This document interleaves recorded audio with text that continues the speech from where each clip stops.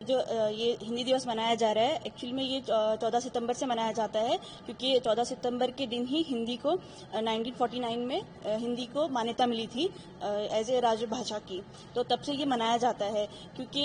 जब हमें स्वतंत्रता के टाइम पे बहुत सारी भाषाएं थी, बहुत सारा था, लेकिन एकता के लिए, एक सबको एकजुट होने के लिए हिंदी को आगे लाया गया। और उस टाइम पे हम पे अंग्रेज शासन कर रहे थे, तो अंग्रेजी ज़्यादा चल रही थी, तो हिंदी को लाने के लिए और उसको राजभाषा बनाया गया। फिर धीरे धीरे हर राज्य में अलग अलग हो गए, क्योंकि हिंदुस्तान को विविधता में एकता का कहा जाता है, और इसमें बहुत सारी भाषाएं हैं। तो हम साउथ में देखें, दक्षिण में देखें तो अलग भाषा बोली जाती है,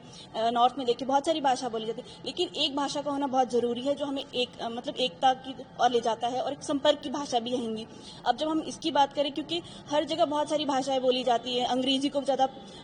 इंपॉर्टेंस दी जाती है, उस हिसाब से हिंदी को हम इसलिए प्रमोट कर रहे हैं ज़्यादा, क्योंकि एक तो जम्मू कश्मीर में हिंदी नहीं थी, पहले संस्कृत थी बहुत टाइम पहले, उसके बाद बहुत सारे शासक आए, बहुत सारे राजाएं हुए, उन्होंने अलग अलग भाषाएं, और एक टाइम पे हिंदी यहाँ से लुप्त हो गई, लेकिन अब धीरे धीरे फिर से वापस लाया जा रहा है। और इसका मुख्य कारण ये है कि हम जब इसको प्रोत्साहन देते हैं, ताकि बच्चों को पता चले, मल्टीलैंग्वेज हो सके, वो सीख सके विभिन्न भाषा। जैसे हम मातृभाषा सिखाते हैं सबसे पहले बच्चे को, फिर जी कश्मीरी सिखाते हैं, जो भी मातृभाषा हो जिसकी भी, उसके बाद धीरे धीरे और भी बहुत, ताकि उनमें विविधता आ सके, ताकि वो इंग्लिश भी जाने, अपनी लैंग्वेज भी जाने, हिंदी भी जाने। और हिंदी जो है वो हिंदुस्तान में एक संपर्क भाषा के तौर पे अपनाई जाती है। जब यहाँ से कोई बच्चा बाहर जाएगा, इंग्लिश भी बोल सकता है, हिंदी भी बोल सकता है। और इन सबसे ज़्यादा कि ये हम पखवाड़ा इसलिए मनाते हैं, जो ये 7 दिन का रहता है, 15 दिन का रहता है, ये इसलिए ताकि लोगों में एक जागरूकता आ सके, ताकि उन्हें पता चल सके कि हमारी हिंदी की